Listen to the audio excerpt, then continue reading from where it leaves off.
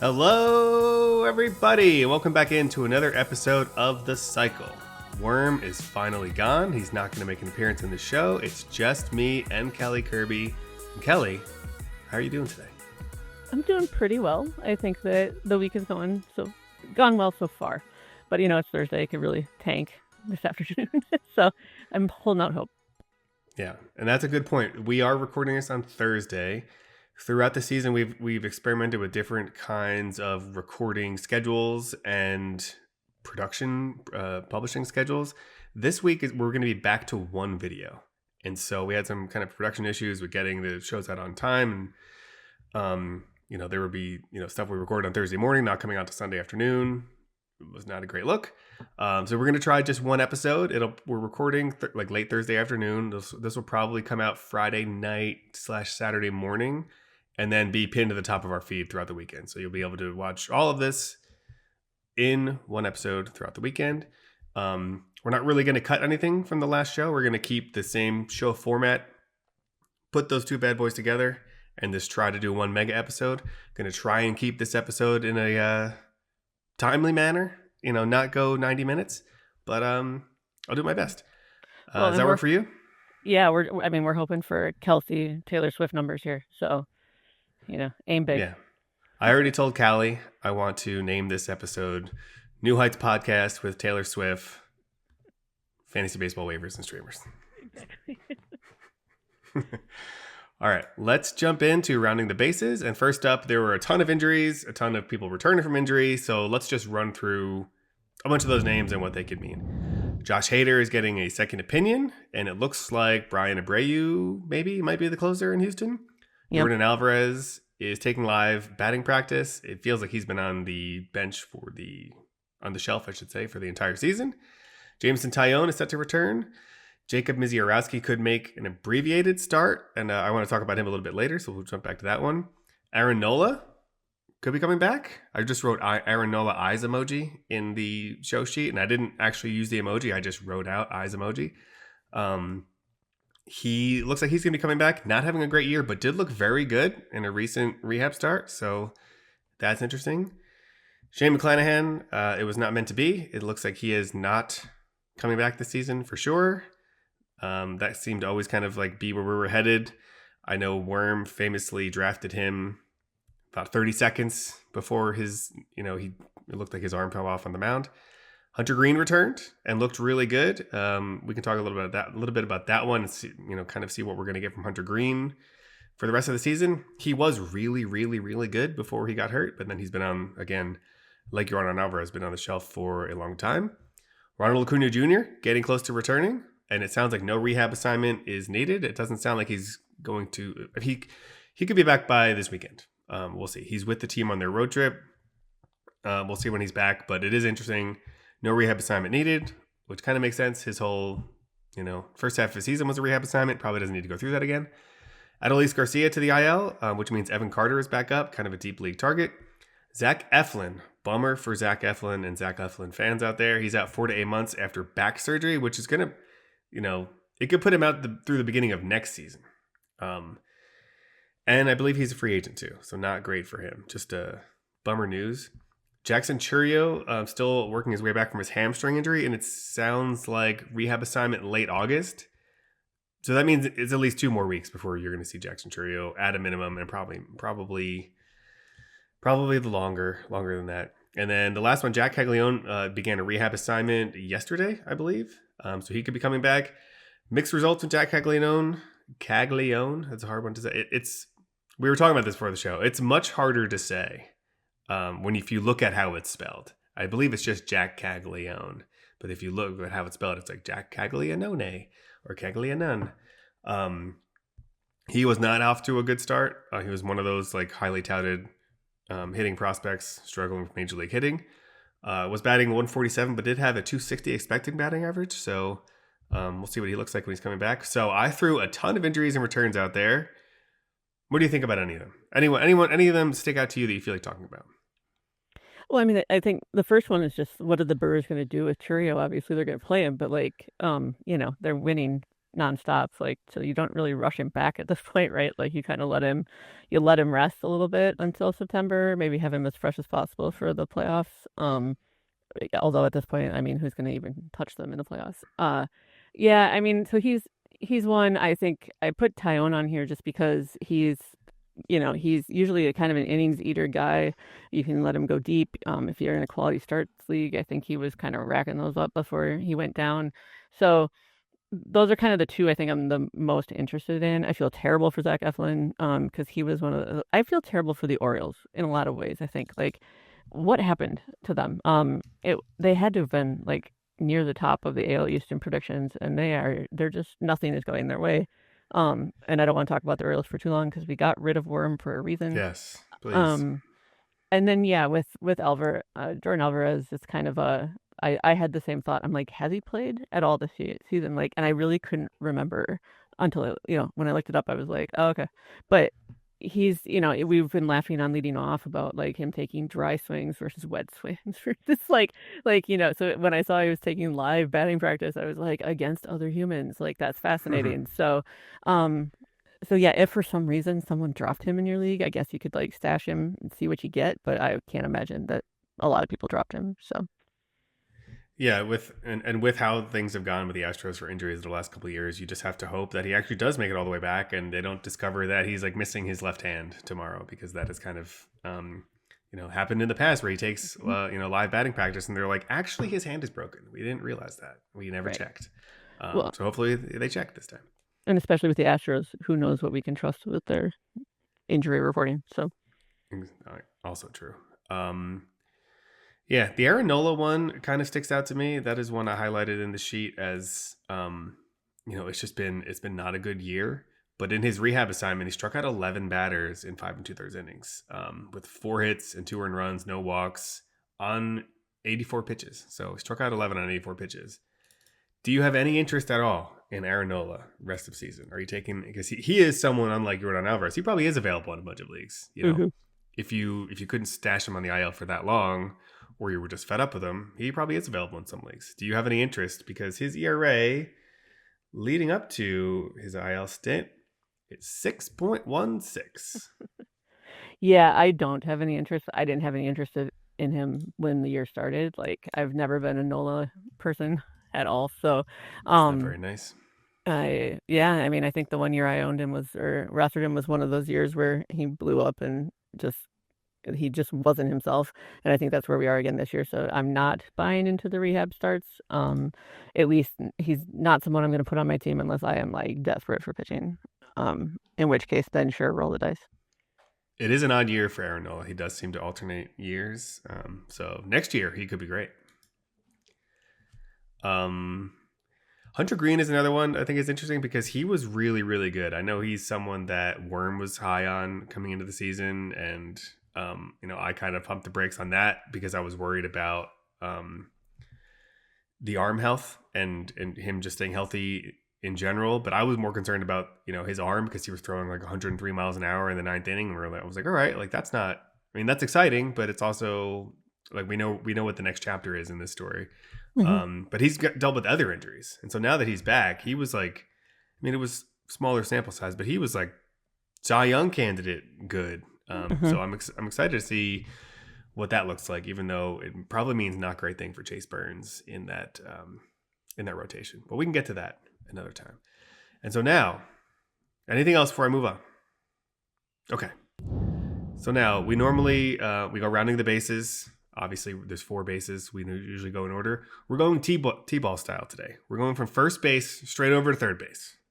We're skipping second base because I'm going to come back to it because it ties in with a topic that you added for home base, whichever one you want to refer to. So let's jump straight across the diamond to third base, where you wrote down in the sheet Brewers, Dodgers, and Padres, and what we're going to do with some of these situations. So why don't you take us through what you want to talk about here? Yeah, I picked them because they're leading their divisions, and they've each kind of got 2 separate issues. With the Brewers, I'm mostly looking at I'm sure a lot of people picked up Andrew Vaughn, have been riding out the hot streak. Rhys Hoskins is really close to returning, and so I think the question becomes, what are they going to do in that situation, both right-handed, both first baseman. Yelich is DHing a lot. So I guess I'm a little bit nervous about the fact that like if I'm rostering one or the other, you could just be losing playing time. So like in a weekly league, like you may only get 3 starts, depending on what they're going to do. So yeah, so I mean that's a situation to keep an eye on, to kind of see if you get a feel like if they come out and talk about how they're going to do it, or it'll probably just be a surprise. But I would pay attention. Then I went to the Dodgers because yesterday on Twitter I saw just an abundance of Michael Conforto panic. People like it, like the memes were fantastic. Like if you see him in the order again, like here's the variety of things I'm going to like do to myself. Um, and it was a lot of fun, and hadn't really been paying attention. So I was looking at it and I'm like, oh goodness. I mean, he's slashing 187, 299, 327, and he's just been atrocious. But both Tommy Edman and Kiki Hernandez are out until September. So it's one of those deals where do you think that I feel like he's detrimental to kind of other Dodger players because of his presence in the lineup sort of slows down that train that hasn't been rolling as well as it usually is. And again, I think a lot of Dodgers fans are blaming him almost entirely for it. Yeah. So That one also, not to interrupt you there, but that one also aggravates me because they have other options there, and one of them is Dalton Rushing, who can play the outfield, who he's like a very highly touted prospect, and they just called him up and sat him on the bench, and I'm like, what are we doing? Why, either play him or let him play down in the minors, but they just called him up and he plays every 4 or 5 days as a catcher batting ninth. Like, he's a pretty good prospect who can hit. Throw him out in the outfield. I mean, he's probably not a great defensive outfielder, but he can play the outfield. Right. And so that part, that has frustrated me.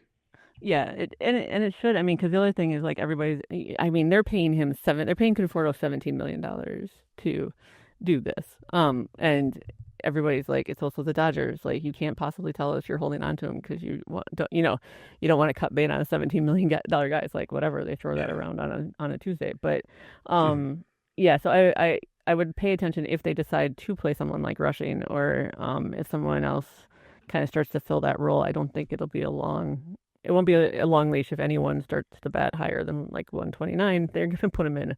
So that's one other area to look at in terms of fantasy pickups. And then the third one you wrote down is Xander Bogaerts.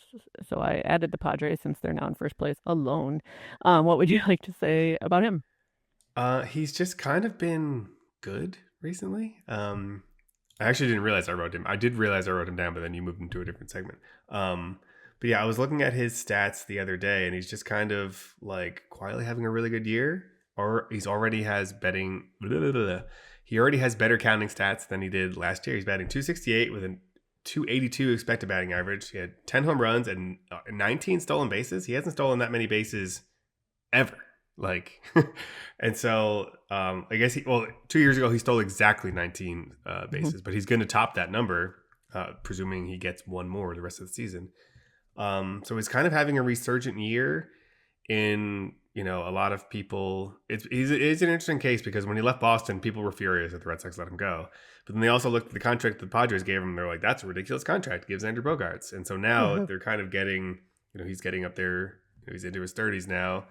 And people are like, wow, they really need to unload that contract. But now he's actually pretty good and producing for fantasy managers. So he's just someone I wanted to highlight because he's kind of been like this forgotten name over the last few years, where he's just like a guy. It's like he's this very average MLB player who's like probably better in real life than he is for fantasy, at least over the last couple of years.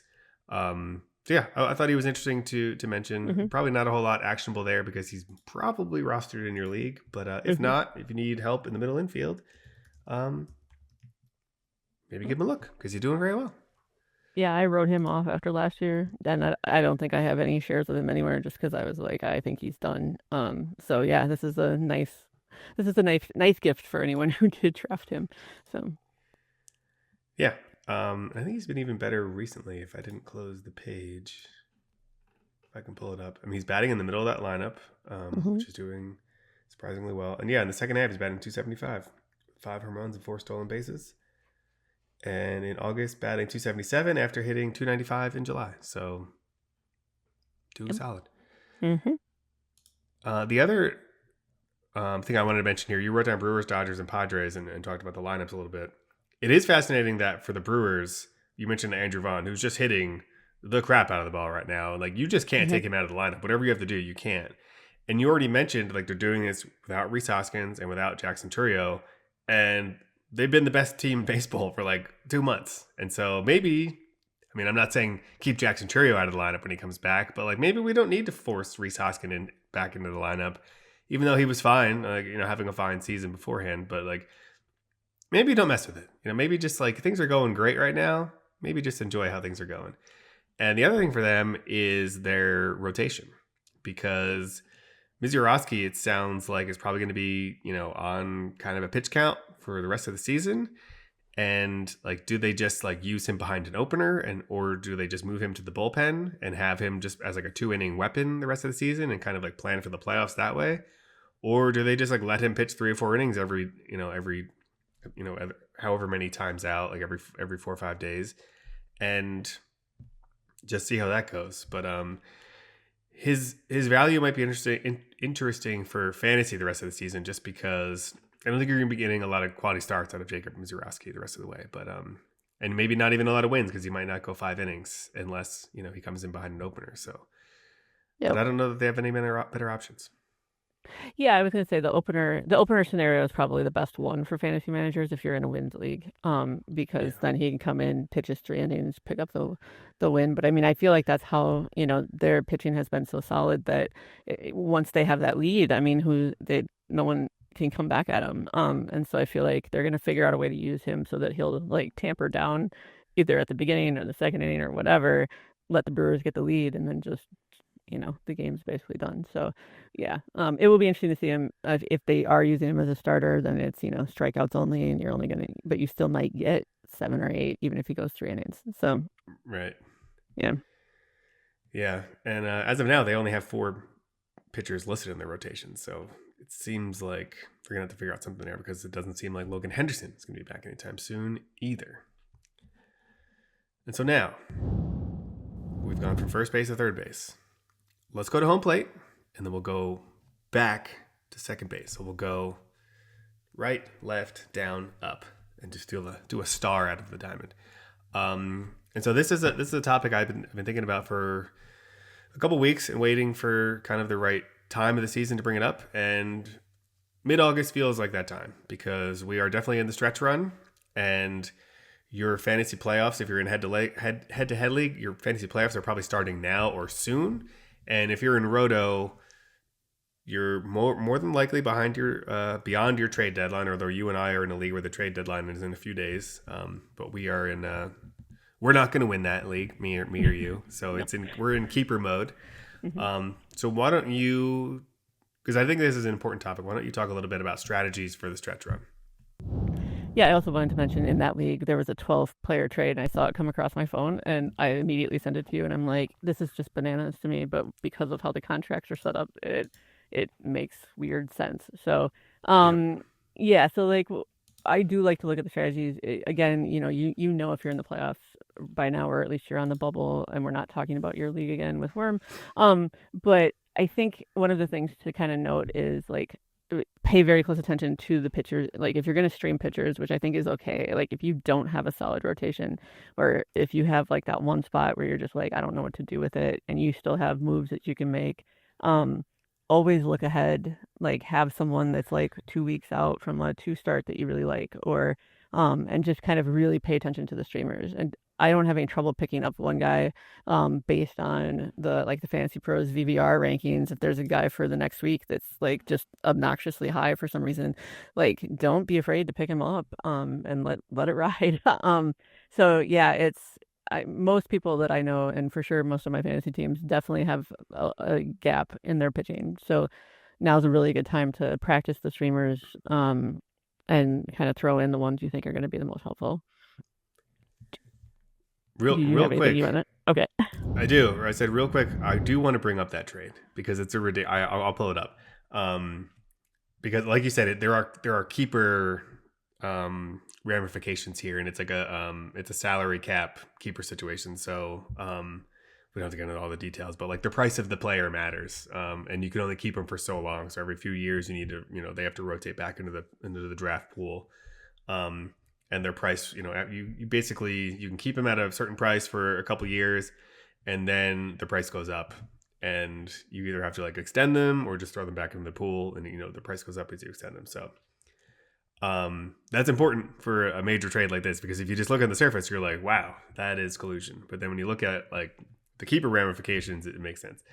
So it was Kyle Stowers, Addison Barger, Andres Munoz, Aaron Judge, Josh Naylor, and Max Muncy, the Dodgers' Max Muncy, for Emmett Sheehan, Calvin Fauché, P. Crow-Armstrong, Jackson Chourio, Jack Perkins, and Jurickson Profar. Wild, enormous trade. And it was made by a friend of the show, Brendan Tuma. So what did you think about that trade when it came across? Other than that you needed to send it to me.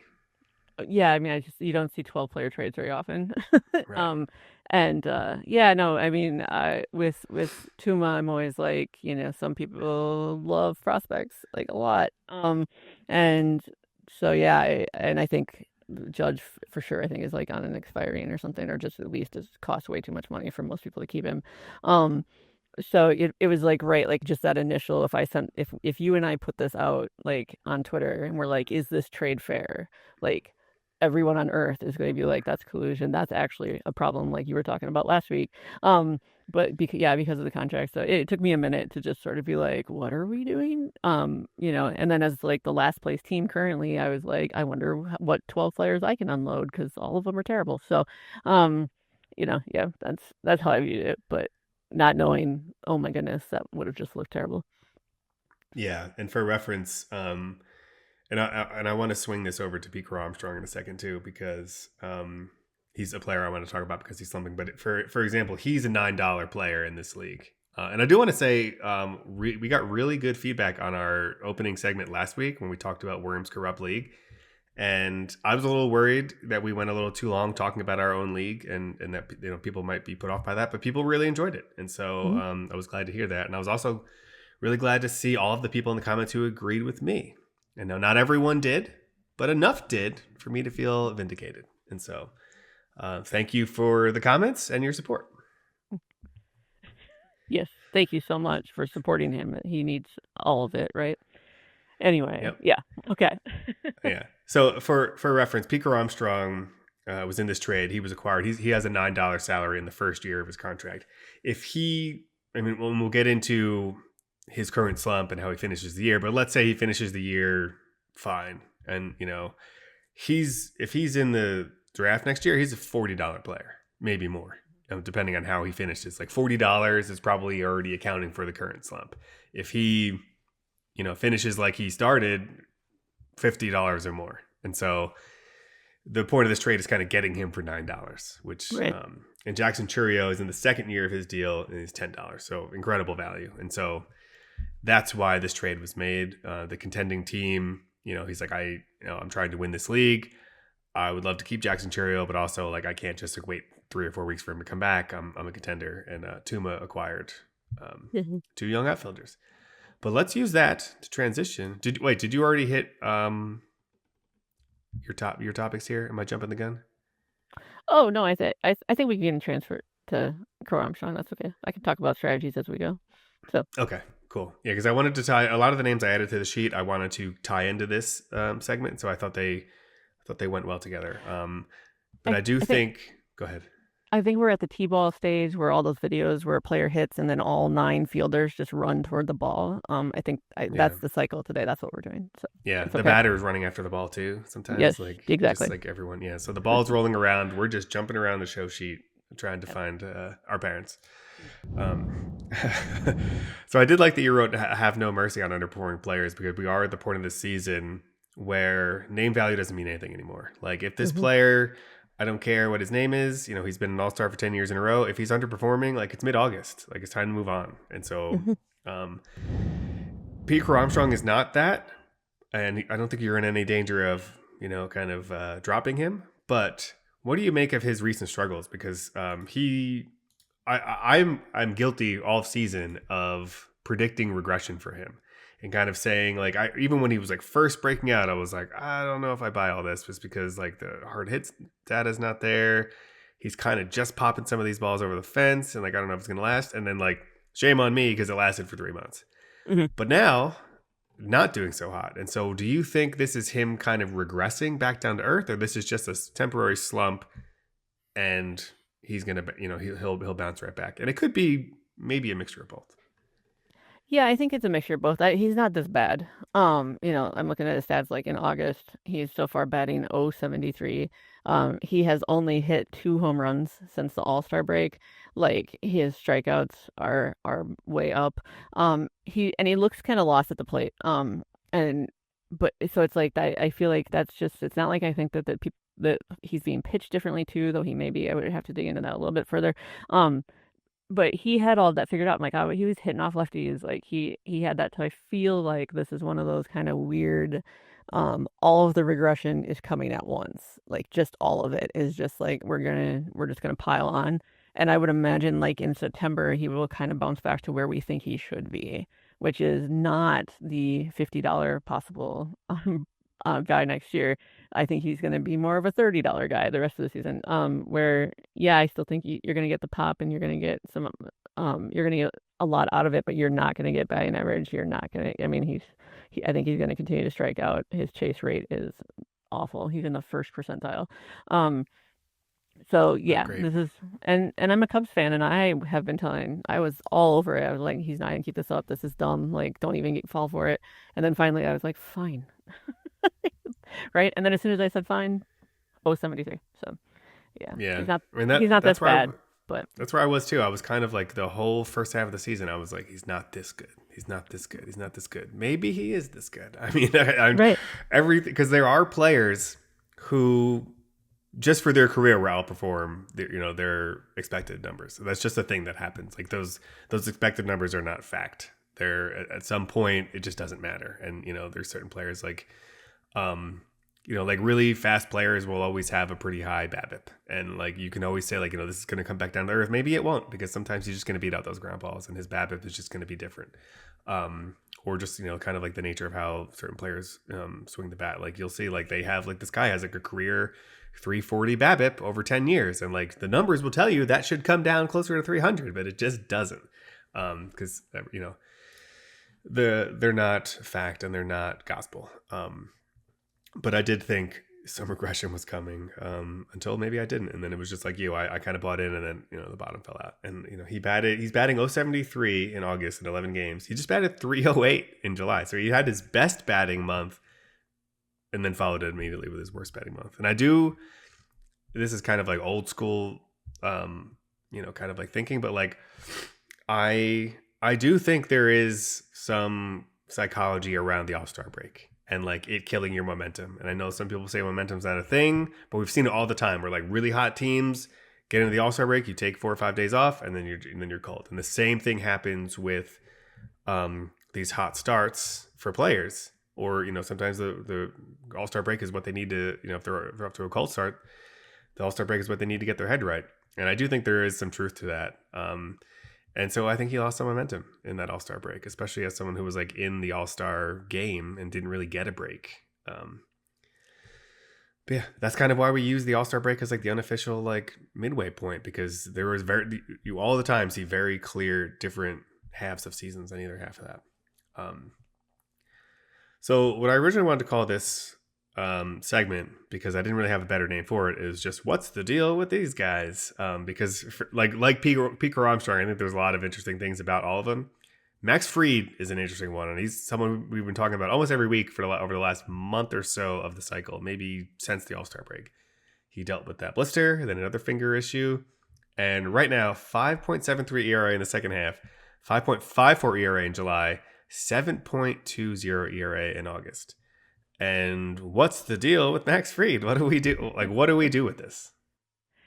I don't know. I'm not really sure what to do with him because it's still Max Fried. He was also part of that team that I had James Wood and the Insiders League where everyone just stopped being good as soon as the playoffs started. Perfect. So yeah, I mean he's an odd choice. Just because the way his stats look out, his StatCast, like, he's not really doing anything that's a whole lot different than everything he's ever done.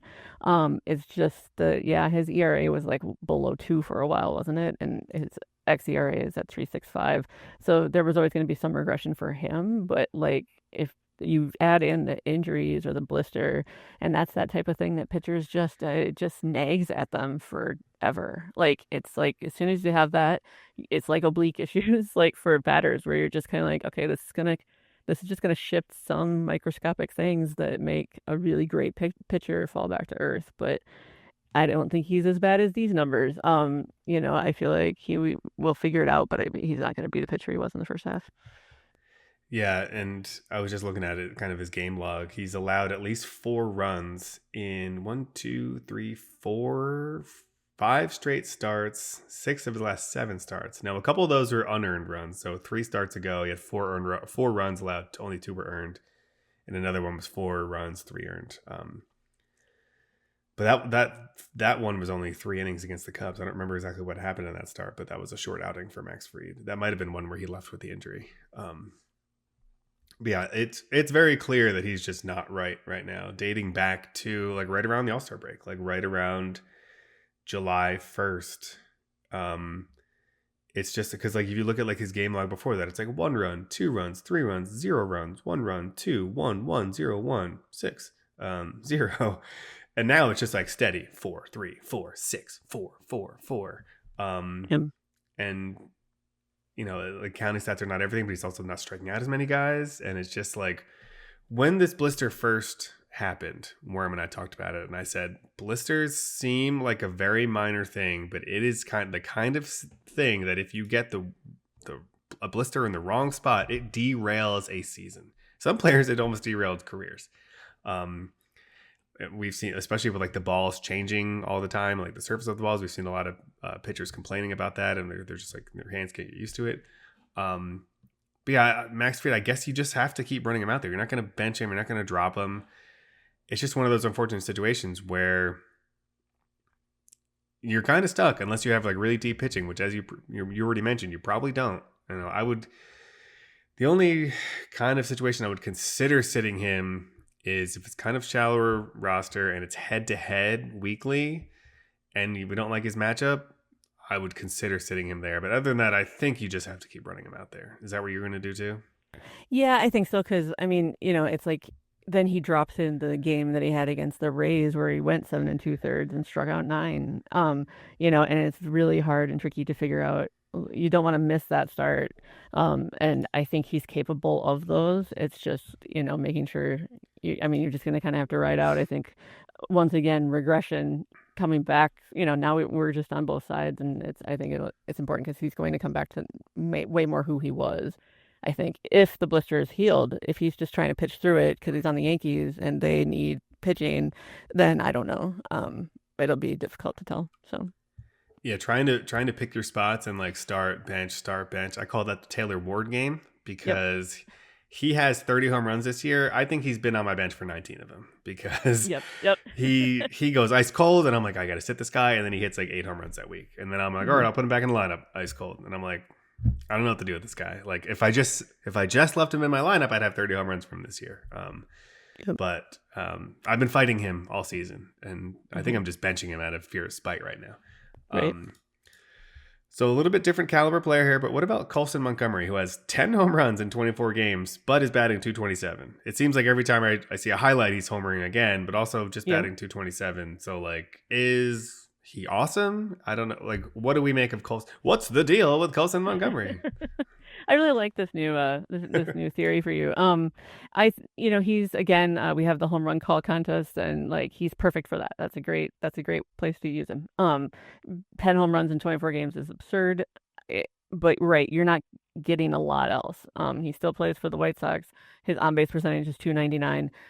So he's slugging the crap out of the ball, but he's just it's like what other value, what other he's gonna hurt your ratios, he's gonna hurt everything in that realm. So I like him. I mean, I think again it's okay to have him on your team, but if as an infielder with the power, but it's just really tricky to, ride the rest of it out. And if those home runs stop coming at this rate, then you're gonna want to, you're gonna want to get rid of him as soon as possible.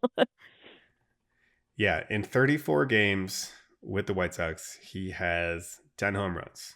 And he had Yeah. 11 home runs in 60 games in the minors. But also batted .215 in the minors and only batting .233 in the majors. But with the .253 expected batting average. So, yeah, I think relating to kind of your streaming strategy advice and having no mercy on underperforming guys, I think this is also the kind of year where, like, if a guy's hot, start him. And, like, if he's not the next week, bench him. And I know that sounds hypocritical because you just talked about the Taylor Ward game, but also this is the time of year to play the Taylor Ward game and kind of see if you can get it right, because you have much more upside in trying to like stream a guy while he's hot. And if he gets cold, you just drop him, which is the perfect time of year to do that. Whereas like earlier in the year, if it's like a higher profile name, you might not want to drop him because it's a really long season and chances, history has shown like he's probably going to turn it around if he's done it in the past. Whereas like now, like I can't wait for you anymore. So I'm not going to drop Mookie Betts for him, which is a player we can talk about next. Right. But he's kind of that, like if he has such a down season, you're like, all right, like I don't have any longer to wait for you. Now, I'm not dropping Mookie Betts, even though I wildly overpaid for him in our salary cap league. It's one of the reasons my team is no good in that league. But also, is he back? Because he has an 8-game hitting streak and has multiple hits in 5 of those games, and so he's only got 1 home run in that span. But I mean, I've been kind of waiting for this all year. It's a little bit too late for me. But also, we are in that keeper league, and I can potentially trade him if he stays hot. And I could use some improved keepers heading into next year. So what are your thoughts on Mookie Betts and kind of the very weird season we've had, and kind of like, is this just a weird year from him? Is this kind of the beginning of a different like era in his career? Is he in his I'm not that good anymore era? Not to make a Taylor Swift reference, but this is a Taylor Swift episode. So what do you think? Yeah, I mean, I think early in the year, remember when he like lost all that weight, and Yes. there was this argument, like people, I don't think it was you necessarily, but there were people who were like very cocky about it, like, oh, he lost weight, like what's the big deal, blah blah blah. Well, it's not that he started off poorly, but I mean, for Mookie standards, he started off pretty bad. And then he dropped like all the way down to 205. He batted 205 in July, and it's like, again, players of that caliber are very difficult to know what to do with because you're not going to drop them onto the wire. But he's just killing you. So yeah, I'm buying the rebound. In August, I think maybe he is starting to find something, and also I think he's, that Dodgers lineup is not doing everything that they thought it was going to do, and so there's a possibility that like he is kind of turning it around, trying to do less, like trying to do more things, maybe like stop trying to hit homers as much, worry about doubles and moving people around, whatever. So yeah, I mean, I'm fine with him right now, but I am also glad I did not draft him very many places, and certainly not in a salary league, because everywhere he would have been overpriced. Yeah, you don't have to rub it in. We know I have him. I paid a lot for him too, because I got in a bidding war about him, and that did come up when we were talking about it. Is like, are you at all concerned about the weight loss? And I was like, I mean, not really, but also like, kind of, like Right. like I'm not concerned about it, but I'm hoping that it's a nothing burger and then I can get him. And I still paid a hefty price for him. We talked about what Pete Crow-Armstrong might go for next year. I got him for $41, which was probably an overpay, even expecting like, a bounce back season for him, because, he hit 39 home runs 2 years ago, and he hit 19 in 116 games last year. And so I was kind of hoping to get more of like, full season production out of him, but like not so much. It's been a very weird down year. He's now 32 years old. When is his birthday? When does he turn 33? October. He turns 33 in October, so he'll be 33 next season, and he's going to be an interesting one to rank going into next season, because it's like, do you buy a bounce back, or is he now another year older? And we'll have off season to talk about that, but I don't know what the answer is. Yeah, I don't either. why don't you talk about Matt Shaw? Because Matt Shaw has had a roller coaster of a season, and I don't know what to make of this guy. I was very into him coming into the year. Or I was very interested in him coming into the year, in large part because you were interested in him coming into the year, and you kind of hoodwinked me into thinking he was awesome. No, I'm just kidding. But like, I don't know. Matt Shaw, take it away. What do we got? I was gonna say, I'm like, you were interested in him, and I was basically like, the Cubs have no other third baseman. This is your guy. Yeah. Like, have him. Like, you might as well put him on your team and see what happens. And he rewarded me by batting 172 in April, and then from there, it's really actually been kind of an up and down, month by month type of thing. But he is one that maybe the All-Star break was helpful, because he's batted 323 with 8 homers and 14 runs and 16 RBIs. And this is where, I mean, the Cubs offense has really kind of dropped off. I feel like they all hit regression at the same time. Or maybe they just started playing the Brewers more. I have no idea. But I think that this is the Shaw that I was looking at when I was telling people to draft him, because his numbers, like his numbers in the minors, all of them were like transferable. It wasn't this kind of all over the map guy. It was like, no, he has good on base percentage, he has good average. And so, yeah, I mean, this might be just this is the I figured it out portion of his rookie season. I don't know if he'll keep up what he's been doing, but I think that he's a perfectly decent third baseman to have on your team, and I wouldn't have any problem keeping him the rest of the season. Cromulent is the word we like to use for that. Cromulent, perfectly cromulent third baseman. Yeah, he's one of those players who's like very exciting, and you can like see all the potential there. And so now to finally kind of like see it all coming together, you're hopeful that it sticks. I don't think he's going to hit 323 the rest of the year. I think that's very unlikely.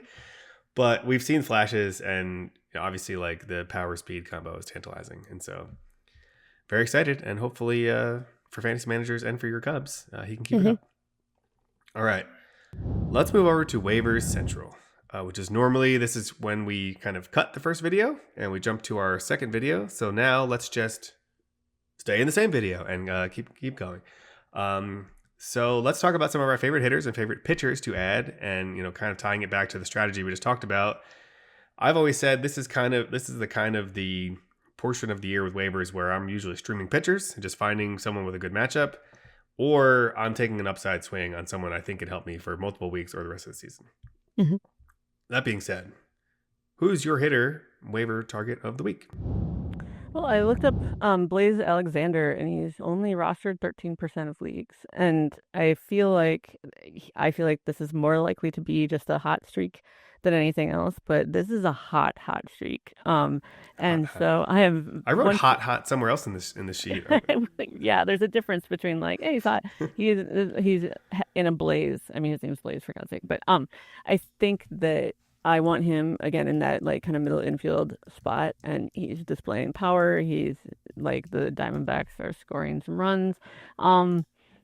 And again, if you have a struggling second base, third base, like that, I start to go into the same streaming mode, really. Like, it doesn't just apply to pitchers. If there's somebody that I need to dump and just ride hot hands, then I'm gonna go with Blaze, at least for the next week. You think Blaze is his real name? I don't know. I was just looking it up while you were talking. It seems like it is. It's not a nickname, which is sweet. Yeah. Middle name Cheney.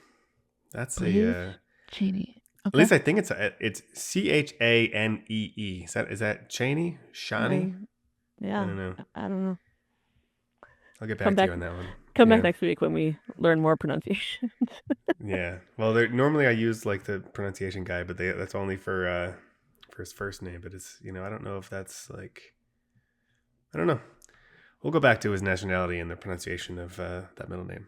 If you know in the comments, let me know. So my favorite hitter target of the week is someone I've been trying not to talk about all episode because I knew I wanted to talk about him in waivers, and it's Jakob Marsee, who is just on a historic start to his career. And he's one of those players who, like, he's so hot right now.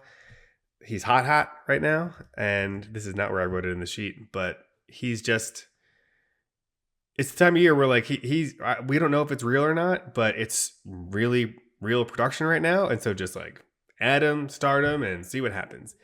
And to give you some context there, over his first 13 games, he's batting .436 with 3 home runs and 6 stolen bases, and an 18.8% walk rate and 18.8% strike rate. So good strikeout rate, really, really good walk rate. And in the minors, in AAA this year, 98 games, still 47 bases. And so he was already kind of on my radar because of the speed. But now, I don't know. He looks like an MVP candidate out there. I don't think this is going to keep up, but also like very intriguing. Like not a highly touted prospect. He was in the... drawing a blank. Was he in the Luis Arias trade? I think that's the trade he was in with the Padres that the Marlins got him from. Yeah, he was in the Luis Arias trade last May. He was in that like really early big trade. And just like, yeah, it's fascinating to me, especially the fact that not a highly touted prospect, but it feels like he's not this good. He's not going to bat .436. He's probably not going to bat .336. He might not bat .256. I don't know. But what's really interesting about him is he gets on base, like incredible plate discipline, and steals bases. And so like if you can get on base and steal bases, like you got a spot on my lineup for sure. And I was looking at his profile and trying to figure out like why is he not that good in the minors and like might be awesome in the majors. And the conspiracy theorist in me kind of came out a little bit.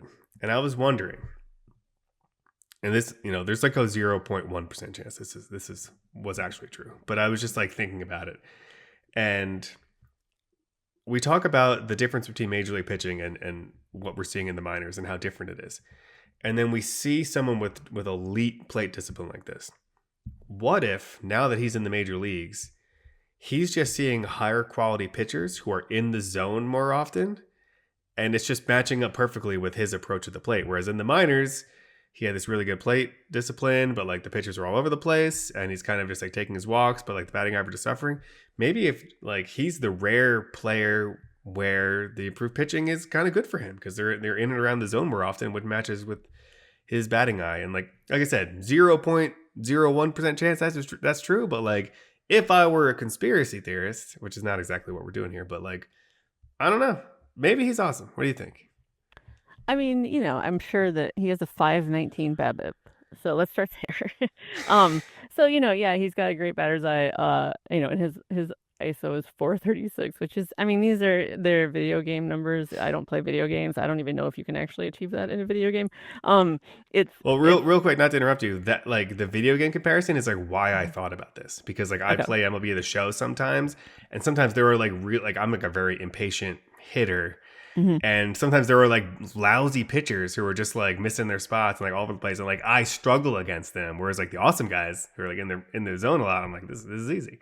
Right. So like an extremely imperfect comparison, but that is one of the reasons I thought about it.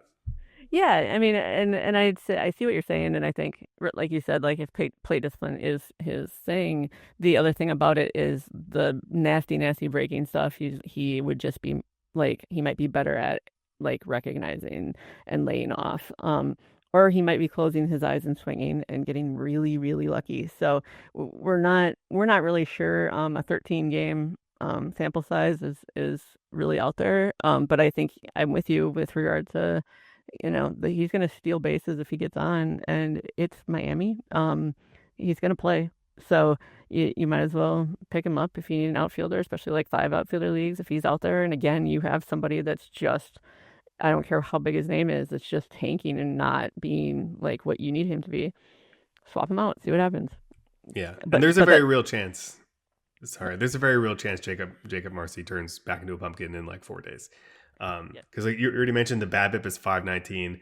Home run to fly ball 33.3%. A third of his fly balls have gone out of the park right now. 60% hard hit rate. 3.8% swing and strike. It was 7.7 in the minors. These are not real numbers. There's not gonna. It's just small sample size stuff, but it's extremely fun small sample size stuff right now. What really excites me about him is what we just talked about, the plate discipline. He gets on base and he steals bases. That tells me there's a floor here, and it's not just going to be someone like that I'm going to have to worry about cutting. And I think the Marlins are more than happy to see what they have in him the rest of the season. So numbers are going to really come back down to earth. But also, I think even when they do, I think we might have a valuable player in fantasy here. And then the bonus name, I'm not going to spend a ton of time on him, but Ben Rice is still pretty widely available. And the biggest issue for him has kind of been playing time. And it sounds like Paul Goldschmidt might go on the IL. As by the time you listen to this, we'll probably know if he's going on the IL. And if he does, more playing time for Ben Rice, which is very good in Yankee Stadium. Why don't you tell me about your favorite pitcher in the history of the world? I mean, and he is my favorite pitcher in the history of the world. So it's a difficult thing, but Clayton Kershaw gets the Rockies this week. And I feel like the way he's been pitching of late, I would have no problem starting him. You know, he kind of started off looking really weird, but now he's like really kind of come back to earth. He's not going to strike out everybody like he used to. But he's I feel like he's entered the possible crafty old guy who's figuring out how to like do this. And I just don't think you have to be that crafty to get to the Rockies lineup. So it's in Colorado, but again, I don't know if that means anything anymore. So I have no problem. He's only rostered in 39% of the league. So I would have no issue giving him a shot. Yeah, I think that's fine. I'd feel a little bit better if he wasn't as old and as having to be as crafty. But this would be the kind of time where he would shine for the Dodgers when they really need him. And 37 years. I would have guessed he was older than that. He feels like he's been around for like a million years. 3.14 ERA. How's he been doing recently? He's actually been pitching deeper into games than I expected. 2 straight quality starts, 6 innings, 1 earned run over 12 innings. That's not bad. I can get down with that. Yep. One of them against the Blue Jays. All right. Yeah. That's crafty. I can get down with that. My name is one that I'm very interested in because he just returned. So Cristian Javier just returned from Tommy John surgery. He faced the Red Sox in his first start, and it didn't get off to a great start, but then he settled in and he looked good. And there were some interesting things. His velocity was up, which is big for him. And so the last time we saw Cristian Javier, his fastball was sitting around 91.7 miles an hour. He was up to 93.5, so almost 2 full miles an hour on his fastball. The other thing, he added a sinker that he was throwing 93 miles an hour, and he had never thrown a sinker before. He only threw 12 in this start, but that's 12 more than he's ever thrown in his life. So that was interesting. His slider is now being classified as a sweeper, but I think it's kind of always been a sweeper. It's just we didn't really talk about sweepers the last time he was around. And I don't know. It was interesting enough where like I think like there's a possibility that like he also turns back into a pumpkin because he hasn't been good in a few years, but he used to be really good. And so I'm wondering like is this just like some short-term velocity coming back from Tommy John surgery, or has he found 2 more ticks?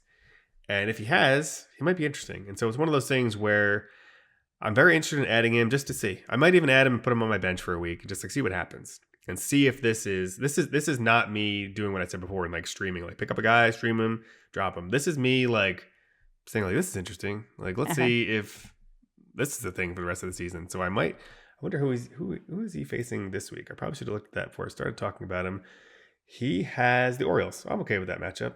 So I might start him against the Orioles just because it was interesting enough. And I also, the organization matches up well for this because we talked about how bad they are with injuries with their hitters, but they're also very good at developing pitchers and getting the most out of their pitchers. And so it feels like if there was an organization to get the most out of Cristian Javier, it's probably, the Astros are probably one of the top 5 teams.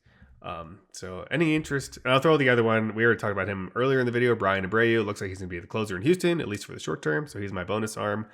But what do you think about Cristian Javier? Yeah, I have about this. I'm kind of in the same intrigue boat where I'm, again, 100% fine picking him up, seeing where it goes, seeing if it does stick. Like when they come back from Tommy John, sometimes they throw harder and lose control.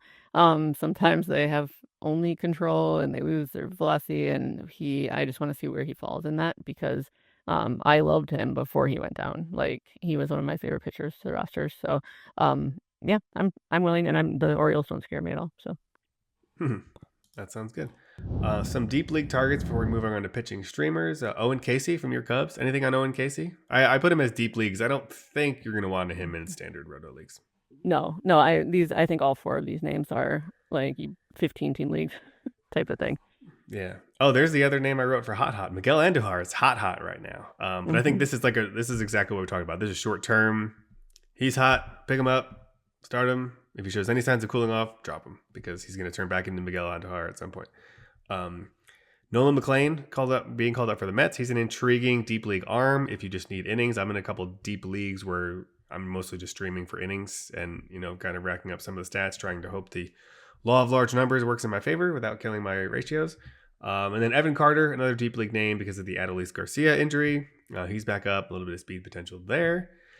And now, struggling with lineup decisions? Our lineup assistant recommends optimal lineup suggestions to maximize your team's performance each day or week. Just sync your league for tailored guidance based on your roster and league settings. Download the Fantasy Baseball My Playbook app or visit fantasypros.com/MLB My Playbook to set your winning lineup today. So now, the final segment of our show. Pitching streamers and our 2-start pitching competition, which we'll get to.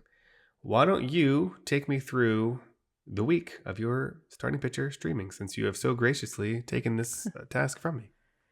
All right. So I use the streaming tool every time I do this.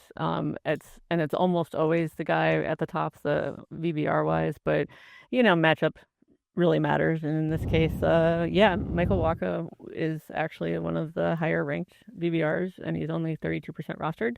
And he gets Texas at home. Texas has been a little bit better, but I'm like Wacha's numbers were actually way better than I expected them to be. So I'm okay streaming him.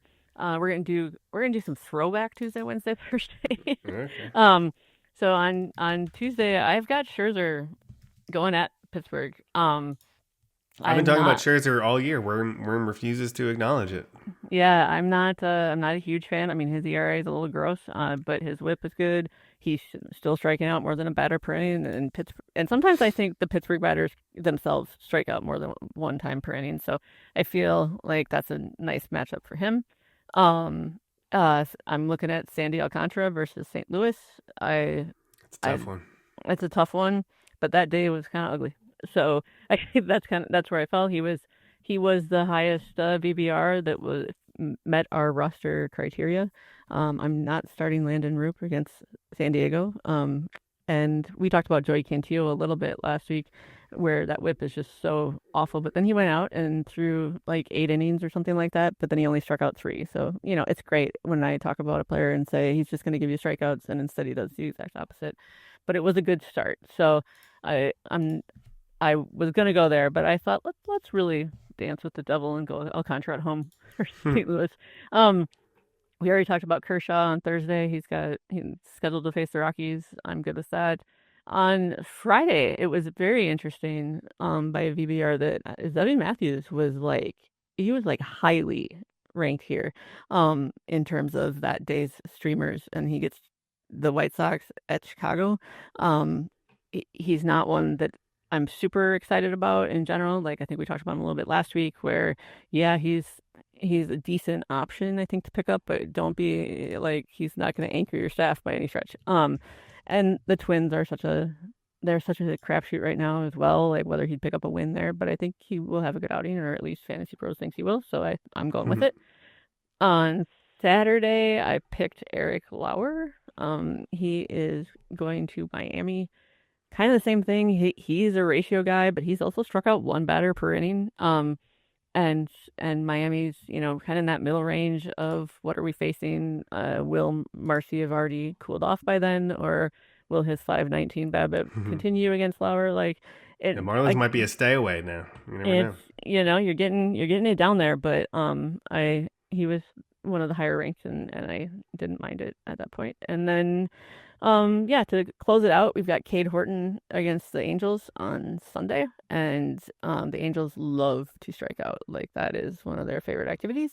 They sure do. Um, and again, I don't want to turn it into the Cade Horton show, but until he shows you something that says don't start him, if he's not rostered in too many leagues at all, so I would have no problem picking him up for that. Eric Lauer famously received some shade on an internal meeting call the other day where we were talking about not to unveil all the big news, but we have a very fun new home page or a home feed coming out on the FantasyPros.com homepage. It's going to be coming out in the next few weeks. It's really exciting. So we had a kind of a demo call with the product team. I don't even know when at this point. My brain doesn't work anymore. I think it was earlier this week, maybe Monday. And they were just kind of like going through the feed and like showing us all the cool stuff. And there was, someone asked like, oh, should we be, really showing this Eric Lauer news blurb like this highly in the feed? I was like, whoa, Eric Lauer's having a great year. Like, let's not subscribe to Eric Lauer erasure here. He's having a great year. So I wrote down a couple of names while you were talking. On Monday, do you have any interest in Nestor Cortez against the Giants? Now that Nestor Cortez is back, his first start was fine. Mm-hmm. Any interest there? Yes, because the Giants are atrocious and lefties.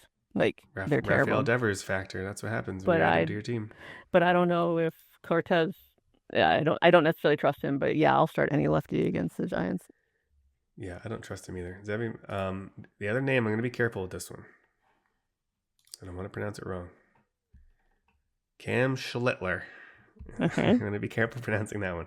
What day did I see him? He is Wednesday against the Rays. Any interest in that one? It is in Tampa, although I guess it doesn't matter because they have the same ballpark. The Yankees and Rays. Exactly that.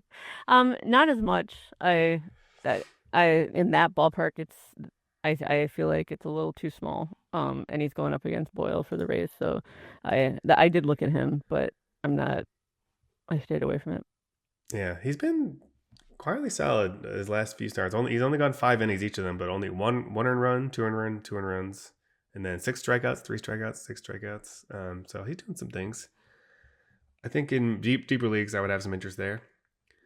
All right, let's get to the 2-star pitcher competition to close things out.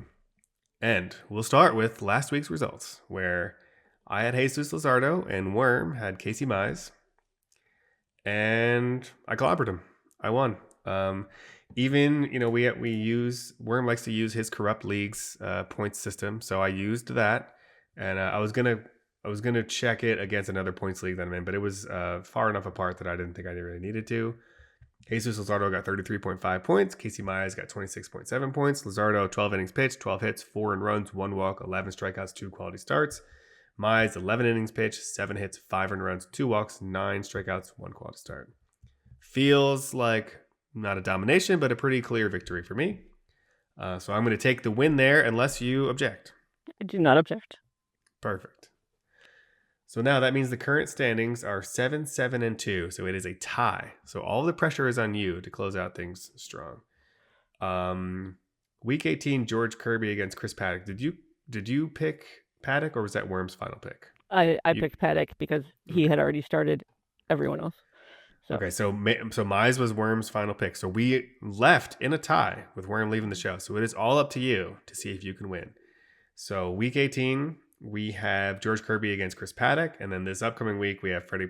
I almost gave it away. I thought there was another list I was missing there, but I'm just looking at the current one. So why don't you tell me who you're picking this week in the 2-star pitcher competition? And I will say, I almost picked it as well until I saw that you had already done it. And that's the beauty of getting in the show sheet before you. But yeah, I was excited because he hadn't picked him. So Yoshinobu, Yamamoto. He's going to Colorado, which we talked about. He's going to San Diego after that. But I looked up his splits, and his numbers on the road are actually significantly better than at home. So, and that series against San Diego is going to be big. So I think he will be solid for me. I was actually considering, once I saw that you already picked Yamamoto, I was gonna message you and Worm in Slack and say, is there any rule against me also picking Yamamoto and just punting the week as a tie and just like making sure that you burn Yamamoto, I burn Yamamoto, and I don't have to go up against him this week. I thought that might be a fun display of gamesmanship, but I also figured the audience might not appreciate that. So for the sake of the game, for the sake of the audience, because we love you, I'm going with Freddie Peralta at the Cubs, who have been quieted down on offense, as you mentioned, and then versus the Giants. And Freddie Peralta has been hot, so I'm hoping that he can take down Yamamoto, even though I really wanted to also start Yamamoto and just lock in a tie for this week because I thought that would have been hilarious. especially since we're tied. But then I'm just going to do that the rest of the season. You'll enter your guy. I'll just enter the same guy. We'll just end up tied. So Yeah, I'm okay with a tie. And we could do it. All right. Anything else before we close things out? Nope. I think that is all I have to say about baseball. All right. Well, we did it. We packed a lot into one show. We didn't go too long. I feel like this was the perfect length. Again, thank you to all the listeners. Feel free to hop in the comments. Let us know if you have any questions, especially this time of year about, strategy the rest of the season. A lot of people are turning their attention to football. We are here for you talking baseball for as long as we can. And, all of your comments and ratings and reviews really help us continue to stay here and talk about baseball. So please, subscribe to the show on YouTube, rate and review on Apple or whatever the other system is. What do you guys use? Androids? The other 1% of the world? Actually, I think worldwide Android is actually more popular. Android has you worldwide, but this is the type of harassment I deal with at work all of the time. So that's right. Hope someone will save me someday. Apple's not a sponsor, but go out and get an iPhone. All right, let's close it out there before we get too silly. All right, for Kelly Kirby, I am Mike Maher. This has been The Cycle, and thank you for stopping by.